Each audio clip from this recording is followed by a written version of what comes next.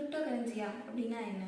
Crypto கரன்சியில் நிறைய types இருக்குது. Bit coin இருக்குது, டாஜ் காயின் இருக்குது, லைட் காயின் இருக்குது. அந்த மாதிரி இதெல்லாம் ஃபேமஸ் காயின்ஸ்னு சொல்லலாம்.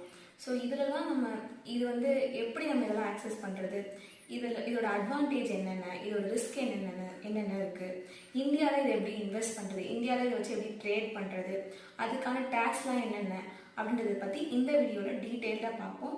ஸோ வீடியோவை ஸ்கிப் பண்ணாமல் பாருங்கள். வாங்க வீடியோக்குள்ளே போகலாம்.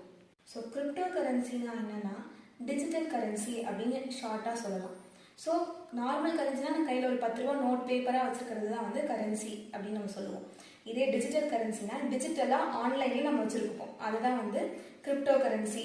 அதை வந்து என்ன டேர்ம்ஸில் வேணாலும் வச்சுக்கலாம். பிட் காயின்ஸாகவும் வச்சுக்கலாம், நான் சொன்ன மாதிரி லைட் காயின்ஸாவோ, டாஜ் காயின்ஸாவோ, பாலிகன்ஸாவோ, எப்படி வேணாலும் நம்ம வச்சுக்கலாம். ஸோ இதுதான் வந்து கிரிப்டோ கரன்சி அப்படின்னு சொல்லுவோம். ஸோ கிரிப்டோ மார்க்கெட் இப்போ நம்ம சாதாரணமாக நம்ம இந்தியாவில் ட்ரேட்லாம் பண்ணுவோம். கரெக்டாக ட்ரேட்